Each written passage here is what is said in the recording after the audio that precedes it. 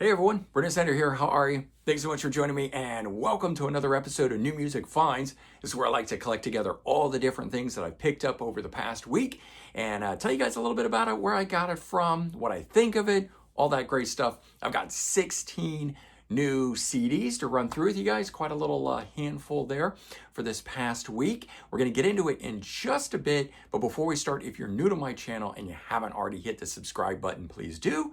Also leave a comment, hit like, all those things do help support my channel. I greatly appreciate it. And of course, as an added bonus, by turning on notifications, you'll never miss an episode and stay up to date on really cool videos like this one, where we're talking about the stuff that I picked up, but it's all to help you guys figure out whether you want any of this stuff and or just to remind you about something cool that's in your own collection. And I got some deep cut type stuff today as well as brand new stuff. And we're going to kick off with that.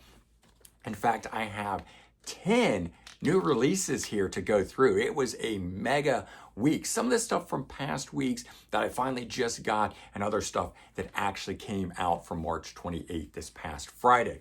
So we're going to start with that. And I didn't actually expect to get this one in as quick as it came, but the brand new live Van Halen, this is Live in Dallas 1991. It is an archival live album, but it's only available through independent record stores and the band's website. So couldn't go to like Amazon and get it. I talked about it. It had been posted, then taken down.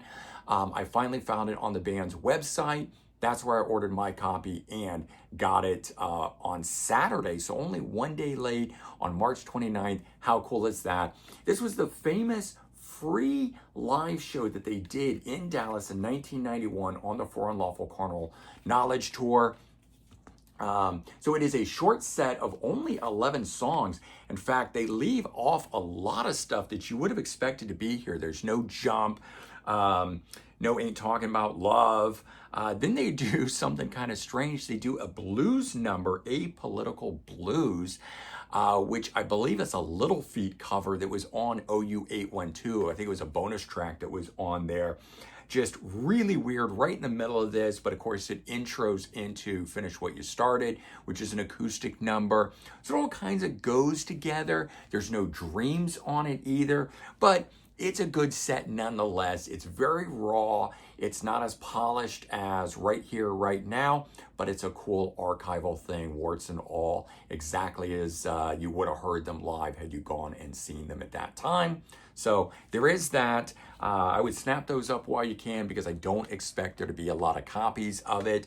The LP edition of that already came out for Record Store Day, Black Friday, back in November of 2024. Okay, one that you could get anywhere, Amazon, local record store, etc., was the brand new Don Airey, keyboardist of Deep Purple. But this guy has played with everybody, Ozzy, Rainbow. I believe he played with Whitesnake. I mean, he was one of those journeyman kind of people who's either played on albums, were members, but just is everywhere. If you look at his list of credits, it's insane. But a lot of the classic 80s metal sounds were Don Airey on keyboard, and he's still holding down the fort. I think he's been doing it for about 20 years now in Deep Purple. So here he is making a solo album. He's got a number of these under his belt. This one here, Push to the Edge. I was fascinated by this because it also features current Deep Purple guitarist Simon McBride. So we got two current Deep Purple members on this album here. We also have Carl Sentence, current vocalist of Nazareth, on here. You got some other guys rounding out the lineup on this thing, but it sounds really good. Not quite as strong or powerful as the most recent Deep Purple album, Equals One. That thing was amazing. But if you want more stuff that's in that vein, this is an album to pick up. It is really solid and strong all the way throughout, not a dud on here. So very good, cool, bluesy hard rock from Don Airey and Simon McBride, even though they don't really promote it the way that they should. Big hype sticker on it that says Don Airey of Deep Purple, but then Simon McBride's listed below it. And I'm like, wait a minute, he's Deep Purple too now. So All right, one that I thought that I was going to really like, I'd been looking forward to it, and unfortunately I've been very underwhelmed by the Dirk Schneider, the debut studio album, although it is a re-recording of the classic Accept album, Balls to the Wall. So Balls to the Wall Reloaded on here. What they don't do is tell you who are the other singers, although you can open this up and get a list of them, but it would have been nice if they had associated it with the song that they were part of. So sometimes Udo Dirk Schneider, vocalist for Accept, under also vocalist in Udo, but that is what Dirk Schneider is. It's two former members of Accept, Udo Dirk Schneider, the original vocalist, and Peter Boltz, the original bassist, come together to do this here. They've been out performing Accept material live and have 2 live albums. This is the first studio material that the band has dropped. It's, so anyway, sorry. What this is, you've got sometimes Udo Dirk Schneider starts off singing and somebody else comes in. Sometimes they trade. Sometimes somebody else starts singing, then Dirk Schneider comes in. It's kind of, you can't really follow it, in my opinion. And the vocal choices on here, in my opinion, sometimes sort of go against the grain. It doesn't fit as well. You're so used to hearing Dirk Schneider's vocals, and he's got such a unique gravelly style voice that when you put 2 of those guys together, it doesn't always work. So we have like Biff Byford of Saxon on here, who is a strong vocalist in his own right, but is overshadowed by Udo on this. And then you've got other people that, in my opinion, overshadow him. It doesn't really work, at least for me. I got about 4 songs into this. It just wasn't working. I'm going to keep trying it. Might be that my mindset is not in it for this particular week based on the other stuff. You already saw Van Halen and Don Airey. Those bands are not the sound of Accept. But I love the Balls to the Wall album, and it might also just be that this doesn't hold a candle to the original one. So it's cool, but it's something that I didn't even find the desire to complete upon first listen. Like I said, I'm going to give it a bunch more listens, but I would recommend checking it out and seeing what you think before picking it up. Okay, another one. Phil X and the Drills, featuring Phil X, guitar player in the current lineup of Bon Jovi. He's also played with Triumph. He's had his hands in a few other different things out there, been solo for a long time. It's just good, straight ahead, hard rock with a lot of cool soloing on it. Doesn't really sound like Bon Jovi, doesn't sound like Triumph either. It's its own thing. But if you like Phil X and you want to know more about what he is all about, this is a good album to, show you, to tell you, to kind of give you that answer. I like knowing those kind of things. I'm a big Bon Jovi fan. I really kind of want to know what it is that he brings to the table. I hear the soloing aspect, the songwriting aspect. Obviously, with Bon Jovi is predominantly John Bon Jovi anyway, so I don't think that Phil X was going to totally influence that too much. But it's a cool album. It's a good rock album. I'd recommend it for that alone. There was an interesting reissue that came out first time on CD, Iron City House Rockers featuring Joe Gruschucki. The band itself, one of the what I call Heartland style bands, in that idea of Springsteen and John Mellencamp and those kind of sounds. That's what this style of music is. And third album that they did together, but as I understand it, first time available on CD. I guess it was never issued before, at least according to the press release. This is a 2 CD deluxe edition. So you get the original album plus bonus track, and then you get a bonus CD in here that features both live and demo recordings of stuff. So really cool, nice write-up, cool booklet that's in this thing. I love those sort of under the radar albums, and this to me is one of those kind of underrated, obscure albums. At least today, I don't ever hear about this band or Joe Gruschuki for that matter. But good stuff, and Omnivore, the label that it is on, doing a good job at getting some of that stuff out there. I think it was last year that they put out a 2 CD anthology style best of, and now they've gotten into doing some album reissues. So that's very cool. This is one of the newer metal bands that is out there, part of the new wave of traditional metal. A group called Hitten, kind of a weird name. It doesn't really sound right, at least in my mind, but that's the name that they're going with. Um, I forget where this band is from. I want to say Spain, but I could be completely wrong. This is State of Shock, and it's revisited. So this is one of their earlier albums. Don't know which one it is in terms of their overall catalog, but they decided to go back in and re-record it to get a better mix, a better sound in the end of the day. So that first one you can't get, version of this, I mean, you can't get. So this one here on High Roller Records comes in the slipcase, has a little bit of a different album cover when you pull the thing out, which is always nice. If you're going to do a slip cover, then don't just make them the same. Have a little something different about it. But I like this band for newer metal bands that sound like classic 80s artists. This is a really good one. And all of our heroes, those bands that have been around since the 70s and the 80s, they're quickly coming to an end. So the fact that there's some newer bands popping up and then look like they're going to carry on the mantle, the legacy, I'm really glad for that. And I'm enjoying finding some of those artists so that I can grow with them. And hopefully they're going to be around in 20, 30 years so that I can be enjoying them the same way I am the classic era artists that I love, that I grew up with. Okay, next one here, very cool. Excited about this. Most of you guys know that my love and passion started with glam metal, so getting this one here was very cool. Jizzy Pearl's Love Hate Punk Rock Fiesta, brand new album. There he is on the backside, Jizzy Pearl. If you don't know who he is, you may have heard him not only in his own band, Love Hate, okay, but then he sang for LA Guns. Then he sang for Rat. He's currently in Quiet Riot. He has sung for Adler's Appetite, a spinoff group from Steven Adler of GNR. So he's had his hands in so many different things. You've probably heard him at one time or the other. He's one of those guys that will open for lots of different artists out there. So it's a good chance you've heard this guy even if you didn't know it. But Love Hate, one of the classic sleaze rock groups from the early 90s, 1990, 92. Their first two albums that are classics in my opinion. And now he's back together since 2022 under Jizzy Pearl's Love Hate.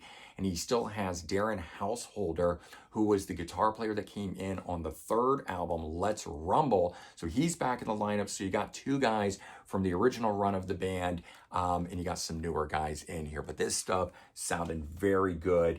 Incidentally, if you didn't see, it is autographed, it's numbered, and it costs the same amount as one that is just regular. So if you go to his website to order it, make sure to pick the one that says signed, because it doesn't cost anymore and you get a little bit of bonus for it.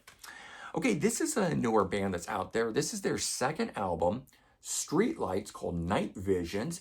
If we flip it over there, you can see these guys. They look like they're ripped right out of the 80s, probably like 1983 with the style of clothing and everything.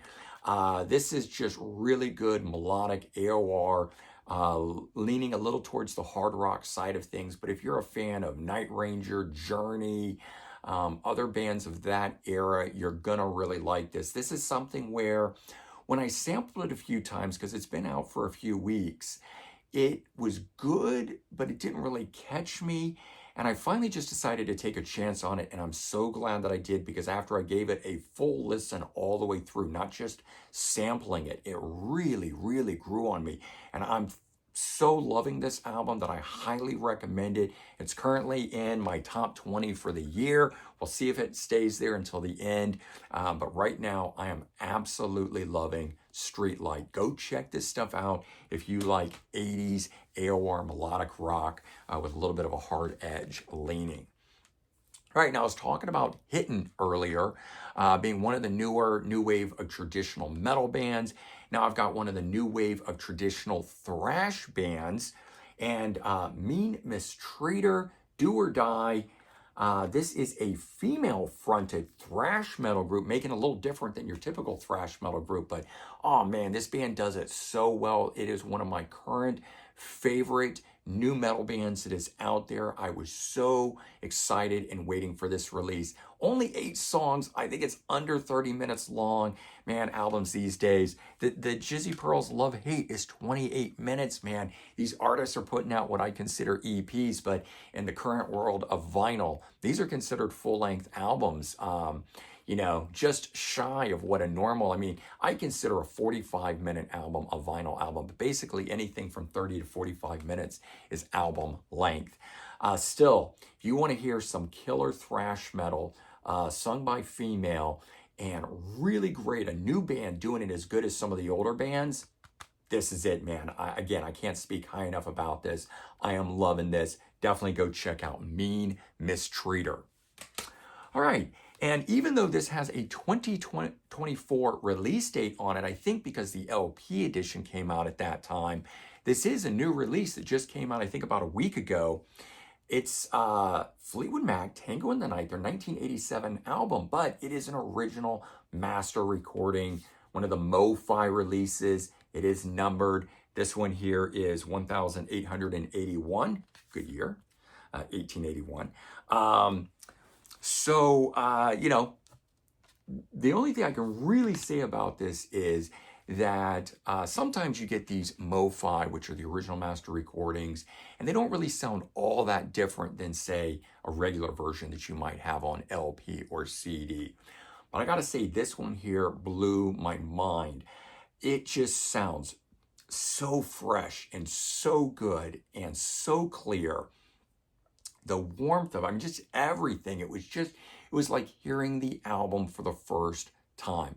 Happens to be my favorite Fleetwood Mac album, which is why I spent the money on it. I think these things are like 47, almost $50 a pop. I've got only 3 of these now. I've got the first 2 Van Halen albums and now this one. But those 2 Van Halen albums, hearing those that way made a big impression on me because there was a difference in sound. I held off on getting this when I first saw it, but I broke down and ordered it. It took about a week to get, and I am so glad that I did. And I just found out that on April 4th, they have Mirage coming out. So I pre-ordered it. I hope I get that one on Friday. I don't know. It might be one of those ones that'll take an extra week or so to get, but man, so good. If you are a fan of this album and you want to hear it fresh for the very first time, I highly recommend getting one of these original master recordings from Mo-Fi. So good. Okay, those were all the new releases. As I said, 10 of those. I couldn't believe it. And it started off where I had a pretty good week. I got 4 in the mail for Friday, but then just one by one, other things that I'd ordered from a week or 2 earlier started arriving to where I gained 6 more things and had 10 new releases for the weekend. It was such a good weekend listening. And then if you saw the video that I had posted on Sunday unboxing stuff that came in the mail, it was a killer weekend of new music. And I'm going to quickly run through those things. But now that I've had a chance to listen to those that came in the mail, I can really talk about it in better informed, if you will. So that video of the stuff arriving in the mail, those were 6 CDs that came from Bad Reputation Records. Great French label that is doing some cool reissues. A lot of stuff coming out from the late 80s, early 90s, the glam metal movement. But they go back into the 70s and they dig out some killer, underrated and obscure albums. If you like stuff like that, like I do, I've talked about some of their stuff when I was doing videos with Grant Arthur from Rock Warehouse. We've been doing a series. We're going to be doing a second one. I say series because we're going to start to do a second one here. But we did favorite, underrated, and obscure albums. And you guys seem to really like that and tuned in for it. We got a lot of views and a lot of great comments. So we're going to film a second episode. But in there, that's where I was talking about some of these Bad Reputation Records releases. And so I ordered some more and got some, and then they sent me some, and all together, I've just been really enjoying it and highly recommend you guys heading over to the label, checking them out. And maybe you want to check out some of these that I've got here. And so I'm going to start off with the one that totally unexpected, that moved me more than anything, was Dirty Rhythm, Hard as a Rock. I was not expecting this to be as good as it is.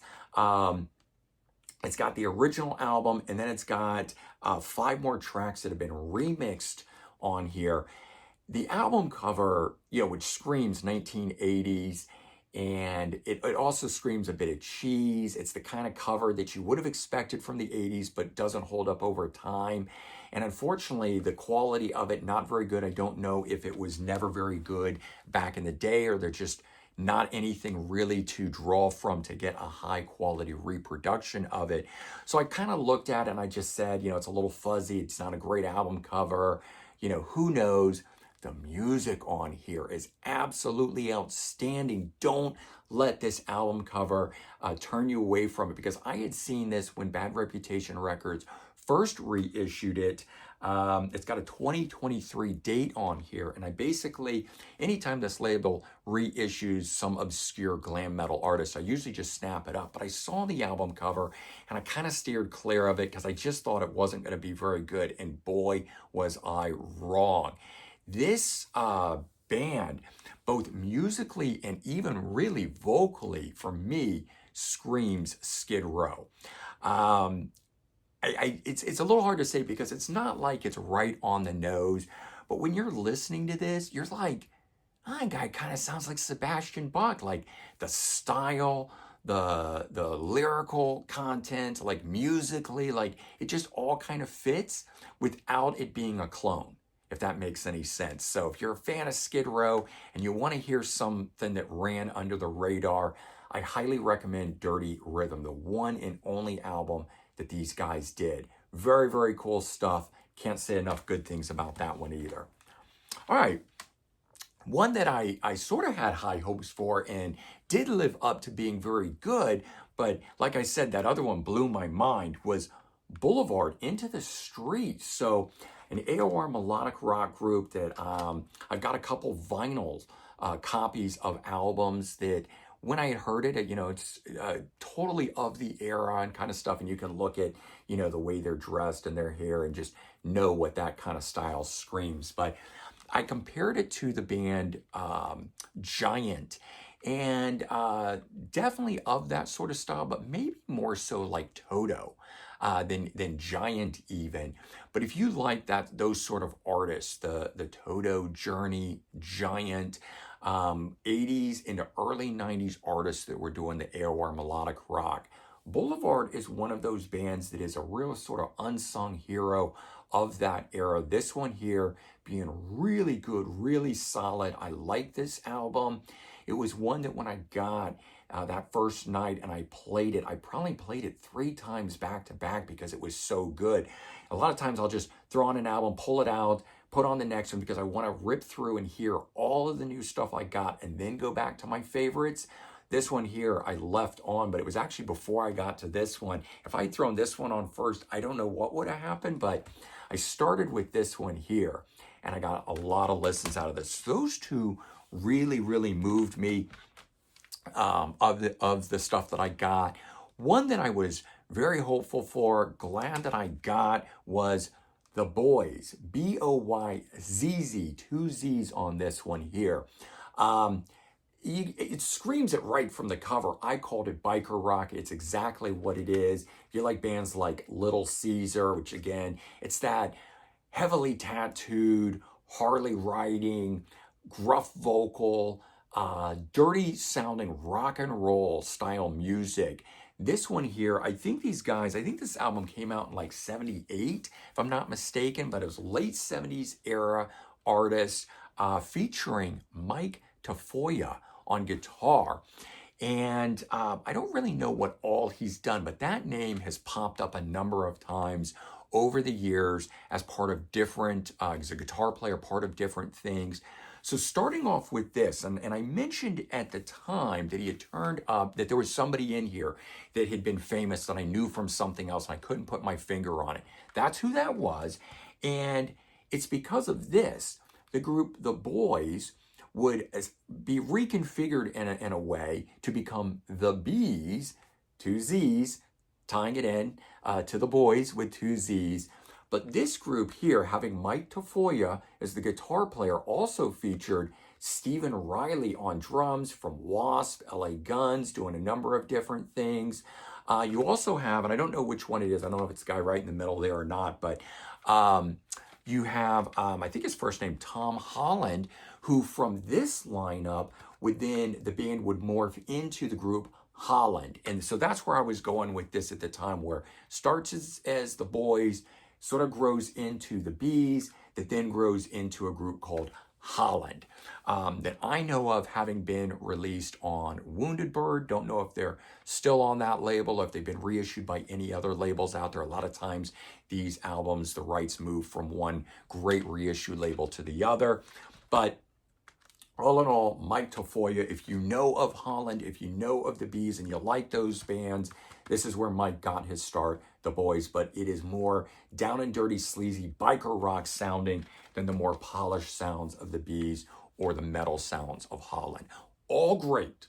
Definitely recommend checking out all three for you guys who love underrated and obscure stuff. All right. Sort of power metal, leaning a little bit on the thrash side of things. Shock Paris. This one here, Steel and Starlight. Fantastic album by the band. As I mentioned when I was unboxing these, I have another album of theirs, a later era album. This one here I think is 1987. And the later era stuff, that one was on Music on CD, another great reissue label. But it's so great to have some of these labels, Bad Reputation, getting stuff out too and doing it. And so glad that they've got this album. Very good album. If you like power metal with a little bit extra speed and flash to it, Shock Paris, definitely the way to go. One that was thrown in that I didn't know anything about was Jet Black, spelled with 2 T's. Somebody was asking about this in reference to something else. Apparently there's another artist called simply Jet, J-A-T, Black, but this is with 2 T's. Night Flight is the name of this 1985 release. It's kind of exactly what you would expect from 1985 sounds of an artist. Keyboard laden 80s rock music. Again, look at the band members, the photos there. It tells you a lot of what this is, but not a lot to go on with this band. A lot of these groups just really ran under the radar, but made some impressions of some kind, because then you got label bosses like over at Bad Reputation that's putting this stuff out, and it's just very, very cool to dig up these things. I love finding these artists on vinyl for next to nothing, and then finding out that they never put out a CD edition always bums me out. So when these reissue labels get a hold of this stuff and finally put out CD copies, it always puts a big smile on my face. And the last one is this one, Raggedy Ann, a group that started off in the 80s that didn't start putting out albums until the early 90s, and they did 3 albums. So all 3 of their albums are collected on 2 CDs on this one here. The story, or the full story is what this is called. And as I understand it, this group is heading out on the road, and I forget which band they're opening for, but they're actually out playing. So out of all these artists that aren't around anymore, you can actually go out and see Raggedy Ann, which is kind of a cool thing. So definitely check them out. But the way that it sort of sounds to me, in fact, if I can open this up and show you the photo of these guys, they scream late 80s, early 90s, but the material on here might be a little bit more in line if you took 80s glam metal and mixed it with some very early alternative rock together. There's elements of it that fit right in with the alternative rock stuff, but there's enough of the straight ahead, what I call the glam metal rock sound of the late 80s, early 90s, to hold my attention through it. I mean, I love alt rock too, don't get me wrong, but it's don't let the album covers on the backside fool you, which totally scream 1990s alternative rock, but the band itself definitely much more in the vein of the late 80s, early 90s stuff. A little hard to pigeonhole or to describe exactly what they are, but all of these artists out there have stuff you can usually go check out from their Facebook pages, YouTube pages. So definitely go give these bands a listen. Head over to Bad Reputation Records to check out any of these, and they got so much other great stuff. As I showed you this one here, which is also Bad Reputation Records, and then if you tuned in for my unboxing, I showed you a bunch of other ones, so a lot of great stuff out there. But all in all, man, those were the 16 things that I picked up this past week. I hope you guys enjoyed seeing it. I hope maybe you found something new in here that you can go out and track down. But if nothing else, again, I hope I just, gave you an idea, reminded you of something cool in your own collections, whether it's one of these artists or just something that's like it. If I said biker rock and you go, yeah, man, I want to listen to some of that today, right? That makes the video worthwhile all in and of itself as well. Okay, take care, everyone. Have a good one, and I'll talk to you real soon. Bye-bye.